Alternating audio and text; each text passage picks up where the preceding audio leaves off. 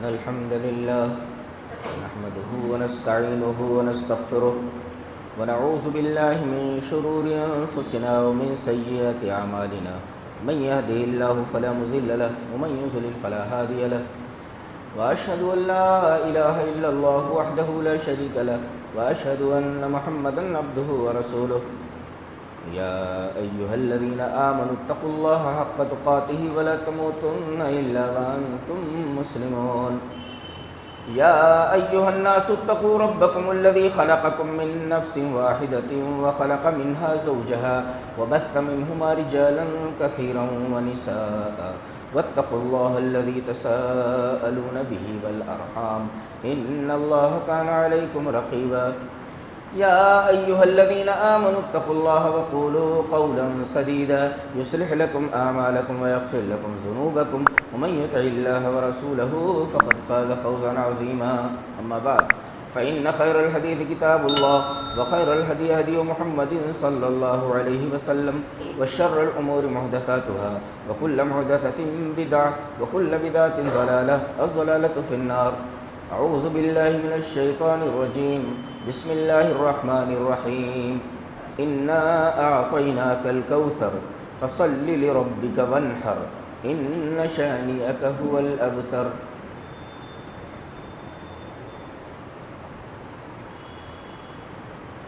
خطبہ مسنونہ کے بعد قرآن حکیم کی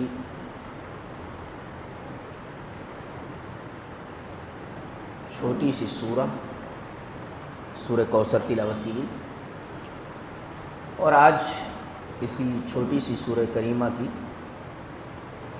مجھے تشریح کرنی ہے.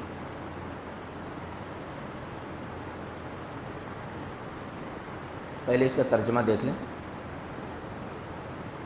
بے شک ہم نے آپ کو کوثر عطا کیا ہے تو آپ اپنے رب کے لیے نماز پڑھیے اور قربانی کیجیے. بے شک آپ سے نفرت کرنے والا، آپ سے بغض رکھنے والا ہی ابتر ہے.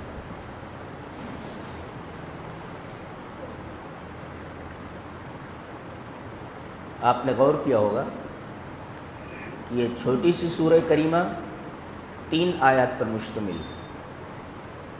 پہلی آیت ہے انا اعطیناک الکوثر، دوسری آیت ہے فصل لربک وانحر، تیسری آیت ہے ان شانئک هو الابتر. گویا یہ سورہ کریمہ 3 آیات پر مشتمل ہے. یہ سورہ کریمہ مدنی ہے یا مکی ہے، اس میں اختلاف ہے. بعض لوگ کہتے ہیں کہ یہ سورہ کریمہ مکی ہے اور بعض کہتے ہیں یہ مدنی ہے. مکی سورہ کس کو کہتے ہیں اور مدنی سورہ کس کو کہتے ہیں؟ راجح قول یہ ہے کہ کل ما نزل بعد الہجرت فهو مکی مدنی وکل ما نزل قبلها فهو مکی.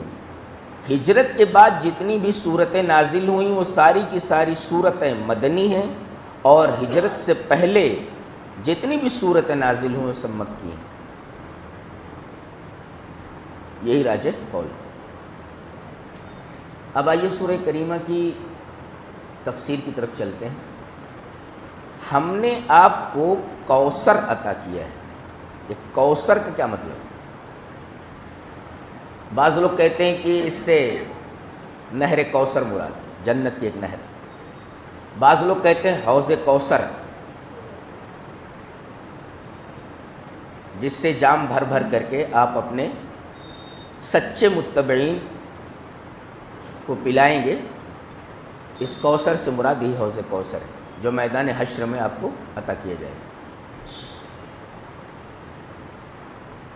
لیکن اکثر مفسرین اس طرف گئے ہیں کہ کوثر سے مراد خیر کثیر ہے. اور امام رازی نے کہا کہ ھذا اللفظ یتناول خیرات الدنیا و خیرات الآخرہ. یہ جو لفظ کوثر ہے اس میں دنیا کے تمام خیر اور آخرت کے تمام خیر آ گئے۔ یہ تشریح بتاتی ہے کہ نبی کریم صلی اللہ علیہ وسلم وہ ہستی ہیں، وہ مقدس ذات ہیں جن کو اللہ تبارک و تعالیٰ نے دنیا کے سارے خیر دے دیے اور آخرت کے بھی سارے خیر دینے والا ہے۔ یعنی دنیا اور آخرت کے تمام خیر نبی کریم صلی اللہ علیہ وسلم کو عطا کر دیے گئے۔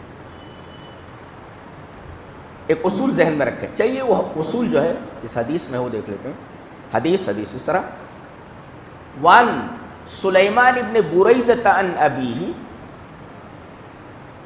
ان النبی صلی اللہ علیہ وسلم قال لرجل اتاہ اذهب فإن الدال علی الخیر کفاعلہ، رواہ احمد فی مسندہ۔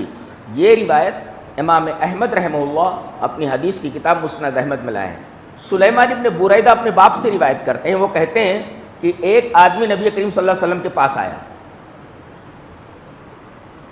لرجل اتاہ، ایک آدمی نبی کریم صلی اللہ علیہ وسلم کے پاس آیا، آپ نے اس سے کہا اذهب، جا، گو، جا، فإن الدال علی الخیر کفاعلہ، بھلائی کی بات بتانے والا بھلائی کرنے والے کی طرح ہے۔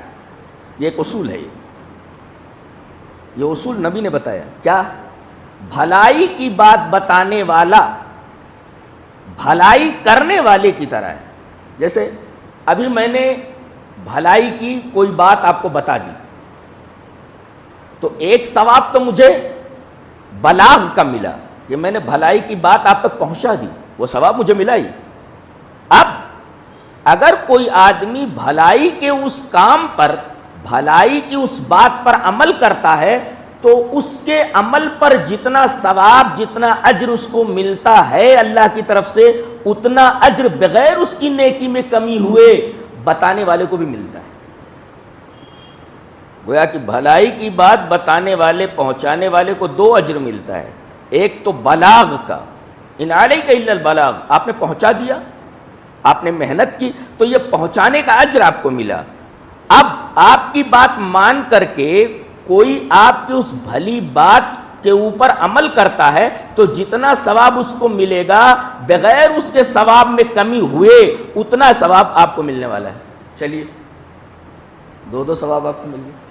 اس سے ایک نکتہ یہ ملا کہ آدمی کو موقع ہاتھ سے نہیں جانے دینا چاہیے بھلائی کی بات بتانے کی۔ جب بھی کوئی موقع ملے آدمی بھلائی کی بات بتاتا رہے۔ تو دو فائدے۔ اب نبی کریم صلی اللہ علیہ وسلم نے بھلائی کی باتیں، جتنی اللہ نے آپ کو بھلائیاں دی تھیں ساری باتیں آپ نے لوگوں کو بتا دی، تو ایک تو بتانے کا ثواب ملا، اور دوسرے جتنے بھی آپ کے امتی ہیں اس کے اوپر عمل کریں گے تو ان کے ثواب اور ان کے اجر میں کمی ہوئے بغیر نبی کریم صلی اللہ علیہ وسلم کو اس کا ثواب، اس کا اجر ملنے والا۔ اللہ اکبر! یعنی آپ تصور بھی نہیں کر سکتے کہ نبی کریم صلی اللہ علیہ وسلم کو کتنا خیر مل رہا ہوگا اور اللہ آپ کو کتنا خیر عطا کر رہا ہوگا، تصور نہیں کر سکتے آپ۔ اور سب سے زیادہ خیر آپ کو دیا گیا، اس کی دلیل بھی لے لیتے ہیں۔ حدیث اس طرح، وعن انس بن مالک رضی اللہ تعالی عنہ قال قال رسول اللہ صلی اللہ علیہ وسلم انا اکثر الانبیاء تبعا یوم القیامت وانا اول من یقرأ باب الجنہ، رواہ مسلم فی کتاب الایمان۔ حضرت امام مسلم رحمہ اللہ اس حدیث پاک کو ایسے ہی مسلم شریف کتاب الایمان میں لائے، اور راوی حضرت انس بن مالک ہے۔ حضرت انس بن مالک فرما رہے کہ نبی کریم صلی اللہ علیہ وسلم نے ارشاد فرمایا کہ جتنے بھی انبیاء کرام دنیا میں آئے ان تمام انبیاء کرام میں سب سے زیادہ فالوورز، سب سے زیادہ متبعین میرے متبعین، یعنی جتنے بھی انبیاء کرام دنیا میں آئے آپ کی امت کے بہت سارے لوگوں نے ان کی اتباع کی، لیکن تمام انبیاء کرام میں سب سے زیادہ آپ کے متبعین ہیں، اتنے متبعین کسی کے نہیں ہیں۔ انا اکثر الانبیاء تبعا، نبی کریم صلی اللہ علیہ وسلم کے متبعین تمام انبیاء کرام کے متبعین سے زیادہ ہیں۔ تو یہاں دو باتیں معلوم ہوئی، ایک تو آپ تمام انبیاء کرام سے افضل ہیں، اور چونکہ آپ کے متبعین سب سے زیادہ ہیں لہذا سب سے زیادہ خیر آپ کو عطا کیا گیا، اس لیے کہ آپ نے جن لوگوں تک پہنچایا وہ ثواب آپ کو ملا ہی۔ اب جتنے امتی آپ کی ان بتائی ہوئی بھلی باتوں کے اوپر عمل کریں گے، خیر کے اوپر عمل کریں گے، اس کا ثواب آپ کو ملنے والا ہے۔ تو سب سے زیادہ متبعین آپ کے، تمام انبیاء کرام سے زیادہ متبعین آپ کے، لہذا سب سے زیادہ خیر آپ کو ملنے والا، اور آپ تمام انبیاء کرام سے افضل ہیں۔ یہ دو باتیں اس حدیث پاک سے معلوم ہیں۔ تو یہ تو دنیا کا خیر ہے جو آپ کو عطا کیا گیا، آخرت کا خیر کیا ہے وہ دیکھ لیتے ہیں۔ حدیث اس طرح، عن الاوزاعی حدثنی ابو عمار، یہ سند ہے، عن الاوزاعی حدثنی ابو عمار حدثنی عبداللہ بن فروخ حدثنی ابو ہریرہ قال قال رسول اللہ صلی اللہ علیہ وسلم انا سید ولد آدم یوم القیامہ واول من ينشق عنہ القبر واول شافع واول مشفع، رواہ مسلم فی کتاب الفضائل۔ حضرت امام مسلم رحمہ اللہ اس حدیث پاک کو مسلم شریف کتاب الفضائل کے اندر لائے، راوی حضرت ابو ہریرہ ہے۔ حضرت ابو ہریرہ فرماتے ہیں کہ نبی اکرم صلی اللہ علیہ وسلم نے فرمایا کہ انا سید ولد آدم یوم القیامہ، میں تمام آدم کی اولاد کا سردار ہوں گا قیامت کے دن۔ دیکھیں اب تمام آدم کی اولاد میں انبیاء بھی آ گئے، تو آپ دنیا کے تمام لوگوں کے سردار ہوں گے بشمول انکلوڈنگ انبیاء علیہم الصلوۃ والتسلیم، یعنی آپ لوگوں کے بھی سردار ہوں گے اور انبیاء کے بھی سردار ہوں گے۔ پتہ یہ چلا کہ آپ سید الانبیاء ہیں، آپ افضل الانبیاء ہیں، تمام انبیاء کرام سے افضل ہیں اور تمام انبیاء کرام کے سید ہیں۔ انا سید ولد آدم یوم القیامہ، قیامت کے دن میں تمام اولاد آدم کا سردار ہوں گا۔ تو یہ فضیلت بھی آپ کی ظاہر ہوئی، اور سور جب پھونکا جائے گا تو جہاں جن کی قبر ہے وہاں سے آدمی کھڑا ہو جائے گا۔ اللہ اکبر، کیا عالم ہوگا، کوئی آدمی دیکھ لے تو پریشان ہو جائے گا۔ کہاں کہاں قبریں ہیں معلوم نہیں، کہاں کہاں لوگوں کو دفن کیا گیا ہے ہم کو معلوم بھی نہیں ہوتا۔ بعض قبریں اجداث ہوتی ہیں، بعض قبور ہوتی ہیں۔ قبور کا مطلب وہ قبریں جو ظاہر ہوں، پتہ چلے کہ بھئی یہ قبریں، اور بعض قبروں کے نشانات مٹ گئے ہیں، پتہ نہیں چلتا کہ وہ قبریں ہیں یا نہیں ہیں، ان کو اجداث بولتے ہیں۔ جن قبروں کے نشانات مٹ گئے ہوں، ہم کو معلوم نہیں کہ یہاں قبر تھی، لیکن جب سور پھونکا جائے گا آدمی وہیں سے کھڑا ہوگا، اللہ اکبر، ننگا ننگ دھڑنگ آدمی اپنی قبر سے کھڑا ہوگا۔ جیسے پیدا ہوا ہے ویسے ہی اس کا حشر ہونے والا ہے، ویسے ہی ننگے کھڑا ہوگا اپنی قبر سے۔ آدمی دیکھ لے تو پریشان ہو جائے گا، یہ کیا ہو رہا ہے سب۔ تو سب سے پہلے دنیا میں کس کی قبر پھٹے گی اور کون اپنی قبر سے سب سے پہلے نکلے گا؟ نبی کریم صلی اللہ علیہ وسلم فرمایا وہ میں ہوں۔ وَأَوَّلُ مَن يَنشَقُّ عَنْهُ الْقَبْرُ، سب سے پہلے میری قبر پھٹے گی اور میں نکلوں گا۔ گویا کہ قبر سے کچھ نکلنے کے لیے اس کا پھٹنا ضروری ہے۔ بعض لوگوں کا عقیدہ یہ ہے کہ فلاں صاحب نعت پڑھنے کے لیے گئے اور نبی کریم صلی اللہ علیہ وسلم کی قبر سے ہاتھ نکلا سلام کے لیے، انا للہ و انا الیہ راجعون، یہ اس حدیث کے خلاف ہے۔ اس لیے کہ قبر سے ہاتھ نکلنے کے لیے ضروری ہے کہ قبر پھٹے، اور نبی کریم صلی اللہ علیہ وسلم فرما رہے ہیں کہ میری قبر قیامت سے پہلے پھٹنے ہی والی نہیں ہے، تو جب پھٹے گی نہیں تو ہاتھ کیسے نکلے گا؟ لہذا یہ عقیدہ کہ کسی نے نعت پڑھی اور نبی کریم صلی اللہ علیہ وسلم کا ہاتھ قبر سے نکلا، یہ بالکل غلط بات ہے، اس حدیث کے بالکل خلاف ہے۔ اس لیے کہ قبر سے ہاتھ نکلنے کے لیے ضروری ہے کہ قبر پھٹے۔ نبی کریم صلی اللہ علیہ وسلم فرما رہے ہیں کہ میری قبر قیامت سے پہلے پھٹنے ہی والی نہیں ہے، قیامت کے دن سب سے پہلے میری قبر پھٹے گی اور میں سب سے پہلے اپنی قبر سے باہر آؤں گا۔ وَأَوَّلُ مَن يَنشَقُّ عَنْهُ الْقَبْرُ، سب سے پہلے میری قبر پھٹے گی اور میں اپنی قبر سے باہر آؤں گا، یہ آپ کی فضیلت۔ اور وَأَوَّلُ، یہ پہلی حدیث جو انس بن مالک کی تھی، وَأَوَّلُ مَن يَقْرَعُ وَأَنَا أَوَّلُ مَن يَقْرَعُ بَابَ الْجَنَّةِ، سب سے پہلے میں جنت کا دروازہ کھٹکھٹاؤں گا۔ پتہ ہے چلا جنت کے جو دروازے بند ہیں، نبی کریم صلی اللہ علیہ وسلم وہاں پہنچیں گے اور کھلوائیں گے، کھٹکھٹائیں گے دروازے کو، تب دروازہ کھولا جائے، دروازے کھل جائیں گے۔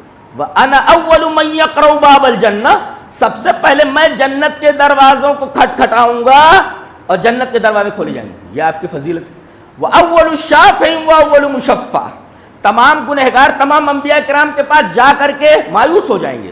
کوئی بھی نبی، کوئی بھی شخص اس وقت کسی کی سفارش کرنے والا نہیں ہوگا. گنہگار پریشان ہوں گے. نبی کریم صلی اللہ علیہ وسلم نے ارشاد فرمایا وَأَوَّلُ الشَّافِعِ وَأَوَّلُ مُشَفَّعٍ، سب سے پہلے اللہ مجھے سفارش کا اذن دے گا، میں سجدے میں گروں گا اور مجھ سے کہا جائے گا کہ آپ سر اٹھائیے، آپ جو مانگیں دیا جائے گا. اللہ اکبر. کسی سے یہ کہہ دیا جائے آپ سر اٹھائیے، جو آپ مانگیں آپ کو دیا جائے گا، کتنی بڑی فضیلت ہے یہ. آپ جو مانگیں آپ کو دیا جائے گا، آپ جس کی سفارش کیجئے قبول کی جائے گی. یہ اتنی بڑی فضیلت ہے جس کو لفظوں میں نہیں بیان کیا جا سکتا. یہ اس بات کی دلیل ہے کہ ہمارا نبی سید الانبیاء ہے اور افضل الانبیاء ہے. اور سجدے میں گر کر اللہ کے رسول اللہ کی ایسی تعریف کریں گے کہ وہ ایسی تعریف کائنات میں کسی نے اللہ کی نہیں کی ہے. اور وہ تعریف اللہ سکھائے گا اپنے نبی کو کہ ان الفاظ سے میری تعریف کیجیے. اور تعریف کے لائق تو صرف وہی ہے. اللہ، تعریف کے لائق تو صرف وہی ہے. سبحان اللہ و بحمدہ سبحان اللہ العظیم. تو نبی کریم صلی اللہ علیہ وسلم سجدے میں گر کے اللہ کی تعریف کریں گے اور اللہ آپ کی تعریف سے اتنا خوش ہوگا کہ فرمائے گا ارفع راسک، اے محمد آپ اپنے سر کو اٹھائیے، سل تعطا، جو مانگو آپ کو دیا جائے گا. اس سے ایک بات اور معلوم ہے کہ اللہ اپنی تعریف سے بہت خوش ہوتا ہے. لہذا دعا مانگنے سے پہلے، اس سے کوئی سوال کرنے سے پہلے آپ اس کی بڑی تعریف کیجیے، خوب تعریف کیجیے. اے اللہ تو پاک ہے، ہر عیب سے پاک ہے، تو جبار ہے، تو قہار ہے، تو منتقم ہے، تو غفار ہے، تو ستیر ہے، اور تو بڑی عزت والا ہے، تو بڑا سخی ہے، تو بڑا کریم ہے، تو بڑے جلال والا ہے، تو اکرام والا ہے. جتنی تعریف ہو سکے آپ کیجئے. اللہ اپنی تعریف سے بہت خوش ہوتا ہے، اور جب وہ خوش ہوتا ہے تو مانگیے، آپ کو ملے گا. ہم کو مانگنے کا طریقہ ہی نہیں آتا ہے. یہاں بھی خرابی ہے، جو ملتی نہیں ہے نا کوئی چیز، آپ کو مانگنے کا طریقہ ہی نہیں ہے. تو پہلے اللہ کو خوش کیجئے، اس کی تعریف کیجئے. نبی کریم صلی اللہ علیہ وسلم سجدے میں گر گئے اور ایسی تعریف اللہ سکھائے گا کہ وہ تعریف جب آپ کریں گے تو اللہ اتنا خوش ہو جائے گا، کہے گا یا محمد ارفع راسک، اپنے سر کو اٹھائیے محمد، آپ جو مانگیں آپ کو دیا جائے گا. کیا مانگیں گے سب سے پہلے؟ اے اللہ میرے امتیوں کو بخش دے. آپ کو کسی کی فکر نہیں، صرف اپنے امتیوں کی فکر ہے. اور امت ہے کہ وہ آپ کی جگہ پر اماموں کو بنائے بیٹھی ہے، آپ کی جگہ پر انہوں نے ائمہ کو لا کر کھڑا کر دیا ہے، آپ کی جگہ پر پیروں کو لا کر کھڑا کر دیا ہے، آپ کی جگہ پر لا کر شخصیتوں کو کھڑا کر دیا ہے. یہ امتی ہے، یہ امتی ہے. ان کی سفارش کی جائے گی. بھول جائیں ایسے لوگ کہ ان کی سفارش قیامت کے دن اللہ کے رسول فرمائیں گے. ایسے لوگوں کی سفارش نہیں ہونے والی. حتی الوسع، حتی الامکان آپ نبی سے محبت کریں، محبت کرنے کے ساتھ جتنا ہو سکے حتی الوسع نبی کریم صلی اللہ علیہ وسلم کی اتباع کیجئے. اور آپ کا مقام کسی بھی بڑی سے بڑی شخصیت کو نہ دی جائے، اس لیے کہ آپ سے بڑا کوئی ہے ہی نہیں اللہ کے بعد. تو وَأَوَّلُ شَافِعٍ وَأَوَّلُ مُشَفَّعٍ، سب سے پہلے مجھے سفارش کا اذن دیا جائے گا، میں سفارش کروں گا اور سب سے پہلے میری سفارش قبول کی جائے گی. اس میں ایک نکتہ اور ملا کہ صرف نبی کریم صلی اللہ علیہ وسلم ہی سفارش نہیں کریں گے. آپ کی شفاعت، یہ شفاعت کبریٰ ہوگی، بڑی شفاعت ہوگی. اس کے علاوہ بہت سارے لوگ سفارش کریں گے. کوئی نیک دوست ہے جنت میں جا رہا ہے تو اپنے گنہگار دوست کی سفارش کرے گا، اللہ اس کو بخش دے. چھوٹے بچے ہیں جو بچپن میں مر گئے، وہ مچل جائیں گے کہ اللہ میرے ماں باپ کو جنت میں داخل کر دے. کوئی اور نیک آدمی ہے وہ آپ کی سفارش کر دے. تو اس سے پتہ چلا وہ اول الشافعین، میں سب سے پہلے سفارش کرنے والا ہوں گا. یہ پہلے کا لفظ بتا رہا ہے کہ دوسرے لوگ بھی سفارش کریں گے اور ان کی سفارش اللہ تبارک تعالیٰ چاہے گا تو قبول کرے گا، اور قبول کرنے کے بعد جس شخص کے بارے میں سفارش ہو رہی ہے اس کو بخش دیا جائے گا. تو واول الشافعین واول مشفع. تو سب سے پہلے آپ جنت کا دروازہ کھٹکھٹائیں گے، سب سے پہلے آپ کو سفارش کا اذن ہوگا، سب سے پہلے آپ کی سفارش قبول کی جائے گی. آپ قیامت کے دن تمام اولاد آدم کے سردار، سب سے پہلے آپ کی قبر پھٹے گی. اللہ اکبر. یہ ساری کی ساری باتیں اس بات کی دلیل ہے کہ آپ کو دنیا کا سارا خیر عطا کر دیا گیا اور قیامت کا، آخرت کا سارا خیر آپ کو عطا کر دیا گیا. تو راضی نے بالکل صحیح کہا، ھذا اللفظ یتناول خیرات الدنیا و خیرات الاخرہ، یہ لفظ کوثر خیر کثیر یہ دنیا کے تمام خیر کو اور آخرت کے تمام خیر کو شامل ہے. آپ کو دنیا کا تمام خیر دے دیا گیا، آخرت کا تمام خیر دے دیا گیا.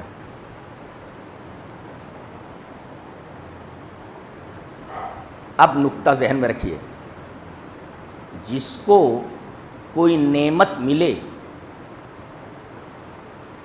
تو نعمت ملنے کے بعد اس پر کیا چیز واجب ہوتی ہے؟ شکر واجب ہوتا ہے. چھوٹی نعمت ہے تب بھی شکر آپ کو ادا کرنا، اور جیسے جیسے یہ نعمت بڑھتی جائے، بڑی ہوتی جائے، شکر اتنا بڑا ہونا چاہیے. جی،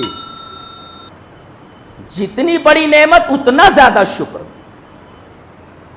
اور نبی کریم صلی اللہ علیہ وسلم کو تمام خیر دنیا کے عطا کر دیے گئے، آخرت کے تمام خیر عطا کر دیے گئے، تو سب سے زیادہ شکر کرنے والا کون؟ نبی کریم صلی اللہ علیہ وسلم. پتہ یہ چلا کہ دنیا میں سب سے زیادہ شکر کرنے والا اللہ کا نبی ہے، جناب محمد رسول اللہ صلی اللہ علیہ وسلم. اس سے بڑا شکر کیا ہو سکتا ہے جس کے اگلے پچھلے گناہ معاف کر دیے گئے ہوں اور وہ نماز کے لیے کھڑا ہو تو پیروں میں ورم آ جائے، اتنی نماز پڑھتا. اچھا، آگے ہم بڑھ رہے ہیں. تو بنیاد یہ کہ اللہ کسی کو نعمت عطا کرے تو نعمت کا شکر ضروری ہے. اگر ناشکری کرتا تو نعمت چھین لی جاتی ہے. لئن شکرتم لازیدنکم ولئن کفرتم ان عذابی لشدید. اگر شکر ادا کرو، نعمت ملی اور آپ نے اس نعمت پر شکر ادا کیا تو اس نعمت کے اندر اضافہ ہونے والا ہے، اور اگر آپ نے نعمت کا شکریہ ادا نہیں کیا تو یہ نعمت آپ کی چھین لی جائے گی. تو نعمت ملے تو شکر ادا کی، جتنی بڑی نعمت اتنا زیادہ شکر ادا کرنا ہے. اب نبی سے کہا جا رہا ہے آپ کو خیر کثیر دے دیا گیا، اب آپ کیا کیجئے؟ فصل، آپ نماز پڑھیے. چلیے صلی سے پہلے ہم لفظ فے دیکھتے ہیں. فو جانتے ہیں؟ قرآن حکیم پر تدبر کرنے کے بعد نئے نئے دریچے کھلتے ہیں پیغام کے، اسباق کے، دروس کے. فے تعقیب کے لیے آتا ہے، یعنی کوئی کام آپ نے کیا اس کے فوراً بعد آپ کو یہ کام کرنا ہے، اس کے لیے فے آتا ہے. یعنی یہ کام آپ نے کیا، اس کے فوراً بعد یہ کام کیجیے. اب دیکھیں، آپ کو خیر کثیر دیا گیا، ایک بہت بڑی نعمت دی گئی، تو آپ فوراً کیا کیجیے؟ فوراً نماز پڑھیے. فوراً نماز پڑھیے. یہ فائے تعقیب کی دلالت ہے اور فائے تعقیب کا مفاد ہے.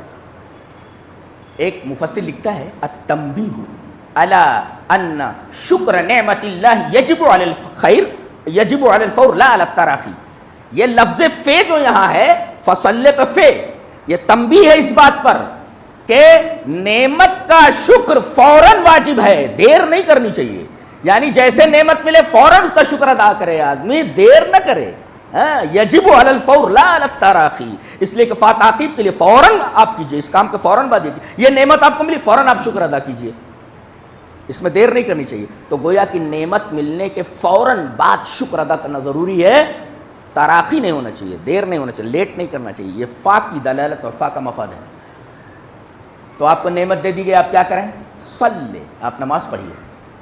یہ کہنا چاہیے تھا کہ ہم نے اتنی بڑی نعمت دی ہے، میرا شکر کرنا چاہیے. نہیں، کہا نماز پڑھو. کیا ملا آپ کو؟ کیا نکتہ ملا؟ ارے بھائی، نعمت جب دی جائے تو کہا جاتا ہے کہ شکر ادا کرو اس نعمت کا. یہ کہا جاتا فشکر لی، میرا شکریہ ادا کیجیے، یہ کہا جاتا. یہ کہا گیا کہ نعمت ملی ہے تو نماز پڑھو. ایک مفسر بہت اچھا لکھتا ہے، کہتا ہے ان الصلاۃ جامعۃ لکل اقسام الشکر، نماز تمام شکر کی قسموں کو شامل ہے. یعنی آدمی اگر نماز کا پابند ہے تو سمجھو کہ سب سے زیادہ اللہ کا شکر ادا کرنے والا وہی ہے. اللہ اکبر. یہ نماز کی اہمیت اور اس کی فضیلت معلوم ہوئی. کیا کہ اگر آدمی نماز پڑھتا ہے تو سمجھو اللہ تبارک و تعالیٰ کا شکر سب سے زیادہ وہی ادا کر رہا ہے، اور جو بے نمازی ہے در حقیقت اللہ کا سب سے بڑا ناشکر ہے وہ.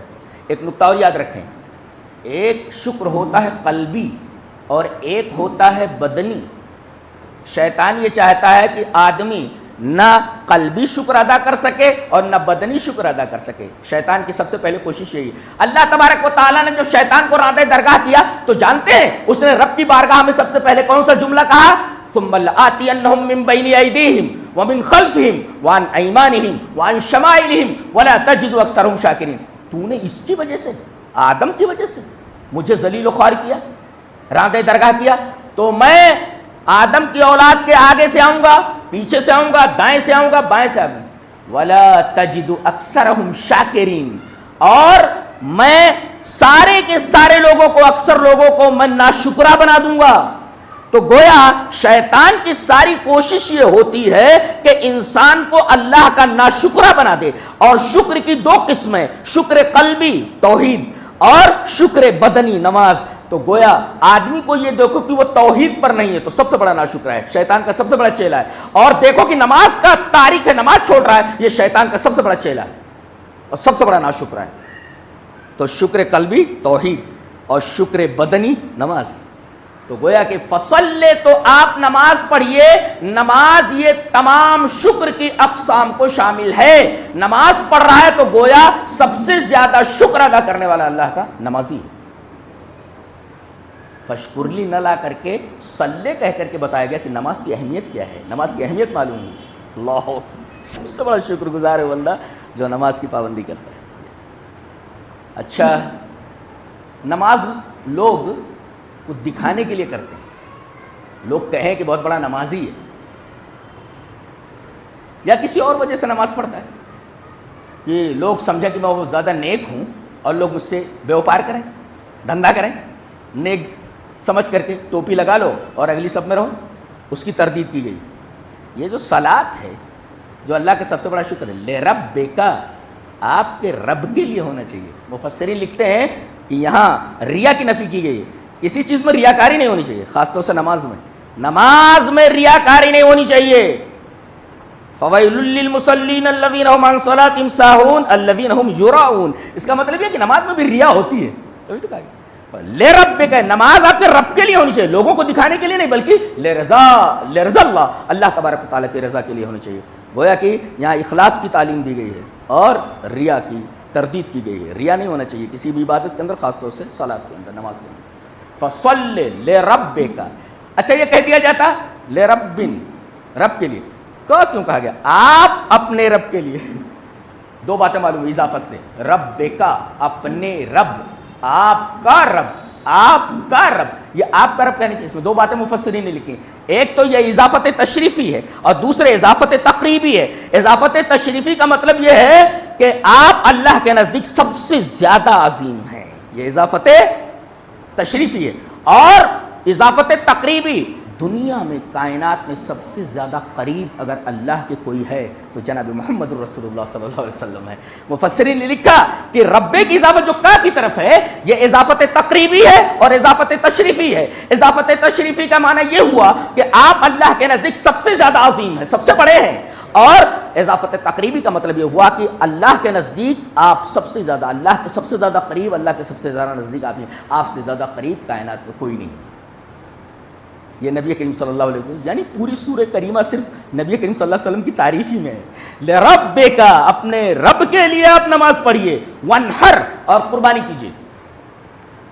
یہ نماز کے بعد قربانی بتایا یہ گیا کہ نماز بدنی عبادت ہے، اس کا تعلق حقوق اللہ سے. آپ حقوق اللہ ادا کریں، اللہ کے حقوق ادا. ونحر، اور قربانی کیجیے، یہ مالی عبادت ہے. تو صلی بدنی عبادت بدن سے ادا کی جاتی ہے، اور ونحر قربانی کیجئے، قربانی کے گوشت کو غریبوں تک پہنچائیے، یہ مالی عبادت ہے. گویا کہ آپ بدنی عبادت کے ساتھ ساتھ مالی عبادت کو بھی لازم پکڑیں. مالی عبادت ہے. آپ ایک سوال کر سکتے ہیں کہ نہر جو آتا ہے وہ اونٹ کے لیے آتا ہے، اونٹ کے ذبح کو نہر کہتے ہیں. بکری ذبح کریں تو نہر نہیں، وہ ذبح ہے. گائے ذبح کریں تو وہ ذبح ہے، نہر نہیں ہے. تو یہاں خالی ونحر کیوں کہا گیا ہے؟ مفسر نے جواب دیا ہے لِأَنَّ الْإِبِلَ أَنْفَعُ مِنْ غَيْرِهَا بِالنِّسْبَةِ لِلْمَسَاكِينِ. مسکینوں کی بنسبت، مسکینوں کے تعلق سے سب سے زیادہ نفع بخش اگر کوئی چیز ہے تو وہ اونٹ ہے. ارے بھئی آپ نے بکرا کاٹ دیا، بکرا آپ نے کاٹ دیا تو اگر آپ بانٹنے جائیں گے تو ایک ایک بوٹی، دو دو بوٹی بھی نہیں ملے گی. لیکن اونٹ کاٹ دیں تو کم سے کم اتنا تو گوشت مل جائے گا جس کی وجہ سے مسکین ایک وقت اپنا پیٹ بھر سکے. تو دوسرے جانوروں کے مقابلے میں، اور گائے اور بیل وغیرہ وہاں کم ہوتے تھے، سب سے بڑی چیز اونٹ ہوتی تھی، جانوروں میں بڑا ہے اونٹ، اسی وجہ سے اونٹ کا ذکر کیا گیا. اور بڑے کا تذکرہ جب کر دیا جاتا ہے تو چھوٹا خود بخود داخل ہو جاتا ہے. بڑے کا تذکرہ کر دیا جائے تو چھوٹا اس میں خود بخود داخل ہو جاتا ہے. اس کا مطلب اونٹ کی بھی قربانی کیجئے، غریبوں کا خیال رکھیں، بکرے کی قربانی کیجئے، غریبوں کا خیال رکھیں، کسی اور چیز کی قربانی کیجئے، غریبوں کا خیال رکھیں. گویا کہ فصلے کے اندر حقوق اللہ اور ونہر کے اندر حقوق العباد، دونوں کا آپ خیال رکھیں. ونہر، اچھا آپ یہ کہہ سکتے ہیں فصلے لے رب کا کہا گیا تو ونہر لے رب کا کیوں نہیں کہا گیا؟ بولے ونہر لے رب کا کہنے کی ضرورت نہیں، لے رب کا پہلے کہہ دیا گیا، اب ونہر اسی میں داخل ہو گیا، ونہر بھی اسی کے لیے آ گیا. جیسے قرآن میں اسمع بہم و ابصر، تو اسمع بہم کیا ہی سننے والے ہیں وہ، اور وہ ابصرہم نہیں کہا گیا، یعنی ضمیر کو لوٹانے کی ضرورت نہیں، پہلے ضمیر آ گئی تو اب ضمیر کو لوٹانے کی ضرورت نہیں. تو فصلی لربک ونہر. اچھا یہاں ایک نقطہ اور آپ کو بتا دوں کہ سب سے بڑا شکر نماز ہے، اس پر ہم نے کوئی دلیل نہیں دی. سب سے بڑا شکر نماز، اس پر ہم نے دلیل نہیں دی. چلیے دلیل دیکھ لیتے ہیں. حدیث اس طرح، یہ روایت ہے امام مسلم رحمۃ اللہ علیہ، مغیرہ ابن شعبہ سے. روایت اس طرح ہے، عن المغیرہ ابن شعبہ رضی اللہ تعالی عنہ ان النبی صلی اللہ علیہ وسلم صلی حتی انتفخت قدماه فقیل له اتکلف هذا وقد غفر اللہ لك ما تقدم من ذنبك وما تأخر فقال افلا اکون عبدا شکورا. رواہ مسلم فی کتاب صلاۃ المنافقین، فی کتاب صفات المنافقین. منافقین کا جو صفات بیان کی گئی ہیں مسلم شریف میں کتاب صفات المنافقین میں یہ روایت موجود ہے حضرت مغیرہ ابن شعبہ سے. حضرت مغیرہ ابن شعبہ رضی اللہ تعالیٰ عنہ فرماتے ہیں کہ نبی اکرم صلی اللہ علیہ وسلم نماز پڑھتے تو کبھی کبھی نماز اتنی لمبی ہوتی حتی انتفخت قدمہ، آپ کے پیروں میں ورم آ جاتا، قدم سوج جاتے. یہاں تو ایک روٹین ہے بس، اور اذان ہو گئی، امام صاحب کہاں ہیں، 1 منٹ زیادہ ہو گیا پتہ نہیں کہاں ہے، ایک گھڑی والی سوئی والی نماز پڑھ رہے ہیں. ایسی نماز تو نبی کے زمانے میں نہیں تھی، سوئی والی نماز. سوئی وہاں پہنچی. عشاء کی نماز اتنی دیر میں پڑھتے تھے بیٹھے بیٹھے نیند مار لیتے تھے. صحابہ کرام رضی اللہ تعالی عنہم یہ بیٹھے بیٹھے ایک نیند لے لیتے تھے. اور ایک مسئلہ یہ معلوم ہوا کہ ٹیک کر کے اگر آپ سو رہے ہیں تو آپ کو وضو بنانا ضروری ہے، وضو ٹوٹ گیا آپ کا. لیکن بیٹھے بیٹھے بغیر ٹیک لگائے اگر آپ سو لیں، پوری نیند کر لیں، تب بھی آپ کا وضو نہیں ٹوٹے گا، آپ نماز پڑھ سکتے. اگر آپ نے ٹیک لگا کر کے نیند لے لی تو آپ کو وضو ٹوٹ گیا، وضو بنا کر آئیے. اور اگر آپ بیٹھے بیٹھے نیند لے لیں، پوری نیند لے لیں، تو آپ کا وضو نہیں ٹوٹا، آپ کو وضو بنانے کی ضرورت نہیں ہے. جی کتنی آسانیاں ہیں اسلام میں، کتنی آسانی. اگر آدمی بیٹھ کر پیشاب نہیں کر سکتا، کھڑے ہو کر پیشاب کر لے. اور نبی کریم صلی اللہ علیہ وسلم، مغیرہ ابن شعبہ، یا یہ انہی سے روایت ہے، ابھی ان کا نام آیا تو مجھے وہ روایت بھی یاد آ گئی کہ آدمی اگر بیٹھ کر پیشاب نہ کر سکتا ہو، اور چلو کوئی عذر بھی نہ ہو، بغیر عذر کے بھی کھڑے ہو کر کے پیشاب کر سکتا ہے، بلا کراہ جائز. الحمدللہ یہ آسانیاں ہیں اسلام کی. تو حضرت مغیرہ ابن شعبہ نے فرمایا کہ نبی کریم صلی اللہ علیہ وسلم نماز پڑھتے حتی انتفخت قدمہ، آپ کے پیروں میں ورم آ جاتا ہے. آپ سے ایک دفعہ کہا گیا اتکلف ھذا، اے اللہ کے رسول آپ کو اتنی مشقت اٹھانے کی کیا ضرورت ہے. وقد غفر اللہ لک ما تقدم من ذنبک وما تاخر، اللہ تعالیٰ نے آپ کے اگلے پچھلے گناہوں کو معاف کر دیا، خطاؤں کو معاف کر دیا، تو آپ کو اتنی عبادت کرنے کی کیا ضرورت ہے کہ پیروں میں ورم آ جائیں. نبی کریم صلی اللہ علیہ وسلم نے ارشاد کیا افلا اکون عبدا شکورا، کیا میں اللہ کا شکر گزار بندہ نہ بنوں. آپ نے دیکھا وہ دلیل مل گئی کہ نماز سب سے بڑا شکر ہے، اس لیے کہ اللہ کے رسول اتنی نماز پڑھتے کہ قدموں میں ورم آ جاتے. اور پوچھا گیا کہ یہ مشقت اٹھانے کی کیا ضرورت، تو آپ نے فرمایا افلا اکون عبدا شکورا، کیا میں اللہ کا شکر گزار بندہ نہ بنوں. نقطہ یہ ملا کہ سب سے بڑا شکر اگر کوئی ہو سکتا ہے تو وہ نماز ہے، اور نماز لرب کا ہونا چاہیے، تمہارے رب کے لیے، خالص اللہ کے لیے ہونی چاہیے. یہ ثابت ہوا وہ جو میں نے کہا تھا کہ نماز پڑھ لے تو تمام شکر ادا ہو گیا اللہ کا. اس کے بعد آخری آیت ان شانئک ھو الابتر، بڑی عجیب و غریب آیت ہے. شانی کہا گیا، شانی کا مطلب ہوتا ہے بغض رکھنے والا، نفرت کرنے والا. اے اللہ کے رسول آپ سے نفرت کرنے والا وہ ابتر ہے. ابتر کا مطلب ہوتا ہے المقطوع عن کل خیر. اللہ کے رسول کو سارا خیر دے دیا گیا, اور ابتر کون؟ جسے ہر خیر سے محروم کر دیا گیا ہو. تو کوثر عطا کیا گیا آپ کو کہ تمام خیر آپ کو دے دیا گیا, اور ابتر کس کو کہتے ہیں؟ المقطوع عن کل خیر, جس کو تمام خیر سے محروم کر دیا گیا ہو. پتہ یہ چلا کہ نبی کی اتباع کرنے والا تمام خیر لے رہا ہے, اور نبی سے بغض رکھنے والا, نبی سے نفرت کرنے والا, نبی کی باتوں سے کراہت کرنے والا, یہ ہر خیر سے محروم ہے, ہر خیر سے محروم ہے. المقطوع عن کل, ابتر مانے المقطوع عن کل خیر, تمام خیر سے محروم. یہاں شانی کہا گیا. شانی, شانی کا مطلب ہوتا ہے بغض رکھنے والا, نفرت کرنے والا. آج نبی ہمارے درمیان نہیں ہے. اب اس آیت کریمہ کا مفاد کیا ہوگا, مطلب کیا ہوگا؟ نبی سے نفرت کرنے والا کوئی حدیث سے نفرت کرے, کوئی حدیث سے کراہت کرے. ہم لوگوں کے پاس اتنا وقت نہیں ہے. دوسری جگہوں پر بیٹھ کر کے گپے مارنا, موبائل میں لگے رہنا, اس کے لیے آپ کو وقت ہے. اور اگر کوئی 10 منٹ کے لیے, 5 منٹ کے لیے درس حدیث کے لیے کسی ایک وقت بیٹھتا ہے تو سارے لوگ اٹھ کر کے چلے جاتے ہیں. اس کو کہتے ہیں استثقال, بھاری پڑ جانا دین کی بات, دین کی بات ناپسند کرنا. اور آپ کو معلوم ہے کتنا بڑا گناہ ہے یہ. ذالک بانہم کرہوا ما انزل اللہ فاحبط اعمالہم, انہوں نے اللہ کی نازل کردہ باتوں سے کراہت کی تو اللہ نے ان کے سارے اعمال حبط کر دیے. یعنی اس کا مطلب آپ اٹھ کر چلے جا رہے ہیں, حدیث کی کوئی اہمیت نہیں ہے, قرآن کی کوئی اہمیت نہیں ہے, موبائل کی زیادہ اہمیت ہے آپ کے نزدیک, تو آپ کے سارے اعمال تو ایسے ہی حبط ہو گئے, اس لیے کہ آپ نے کراہت کی اللہ اور اس کے رسول کی باتوں سے.